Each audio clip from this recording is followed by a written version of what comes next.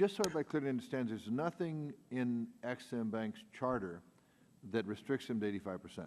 This is a self-imposed number that they use, so there's discretion if they chose to use it, but they don't choose to use it. But what would your opinion be if we encouraged some form of a waiver application you could use through Ex-Im that under circumstances where there was no other course than to use X amount of foreign materials or whatever within a product, that you could receive a waiver for that? How would that work for you? Say, like you said on the 737, you can't get it above 82%. If you could justify that, would something like that, if you can only get to 60%, would there be something, would that be workable for you in your industries? I think I would say, Mr. Chairman, I think it would depend heavily on what the pattern of dealing was, right? Whether the expectation was. I mean, the reality is that we go into deals sort of having a sense of what the financing package may be. And if our competitors are going into deals and saying, we know we can get you 85%, right? We've got X% local content. If it depends upon a waiver process that inevitably in the course of things gets, tugs of war and political influence, that becomes very difficult for businesses to go in and be credible on. Now, when the bank's, assessing risk and those type of factors, what paperwork does the bank require for you to provide for them to assess that risk, and what levels of engagement is there with you and the bank?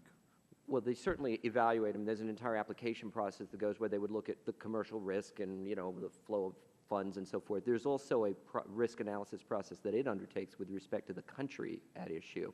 So I don't know, does that answer? Well, in your judgment, let's put this, what could Ex-Im Bank do to support and encourage more exports, but not do it in a fashion that encouraged you to use a higher percentage of outside products within your manufacturing? And I think that's Mr. Cotter has a concern. If we do something to reduce standards, is it going to encourage you to, maybe there's a cheaper way to produce your product by using more foreign goods, but you could still qualify? Is there some way we could circumvent that? I think, to get to Congressman Cotter's issue, yes, the reality is that if you lower the foreign content, if you lower the U.S. content standards, you are going to enable and permit U.S. companies to source globally in a more efficient manner. But the consequence of that is going to be more U.S. exports. The consequence across the board will be more U.S. exports, and as a result, you're going to have dramatically more U.S. jobs created. So the question is... You're saying that even if you used a higher content, the jobs in this country would increase? Would increase, yes. I mean, the reality is that Ex-Im is so limited, it's so marginalized effectively in terms of international ECAs right now by virtue of its content requirements, cargo preference requirements, a variety of these other requirements, that we don't have a tool. I mean, when we're competing with the Chinese, when we're competing with the Brazilians, when we're competing around the world to try and create U.S. exports and U.S. jobs, it's simply not a viable tool. And so what we're saying is bring it into line with the OECD average, with the OECD requirements, thereby giving U.S. businesses and U.S. workers a chance to be able to compete internationally. Let's assume for a question point that we did something like that, and let's make an assumption that we increased it to $200 billion rather than $100 billion. What benefit would that be to American workers and jobs?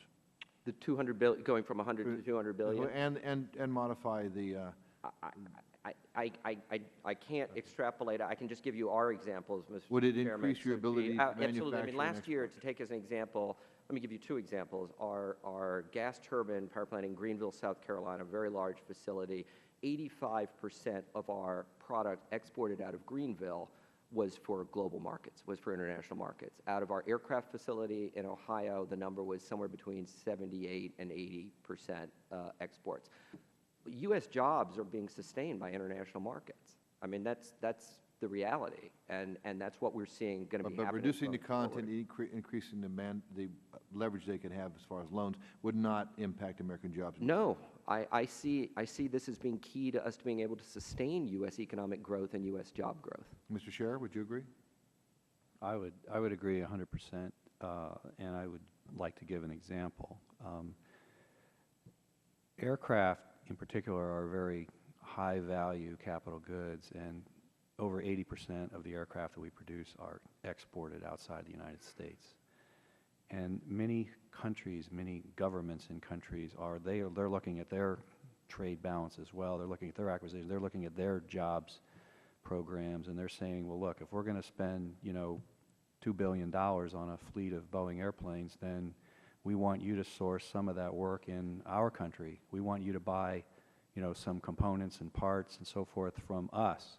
And they tell this to the other competitors, such as Airbus, and it gets to a point where it's a serious competitive issue for us. And if we aren't able to address appropriately the jobs issue for a particular customer, we're not going to win the business. And in fact, we have lost transactions because we weren't prepared to go as far as a particular customer wants us to go. This is the business reality out there. And I guess the point I would make is 70% of something is better than 100% of nothing. If you give me something in writing based on what your assumptions are today, that'd be more specific, I'd appreciate that. Ranking Member McCarthy, recognized for 5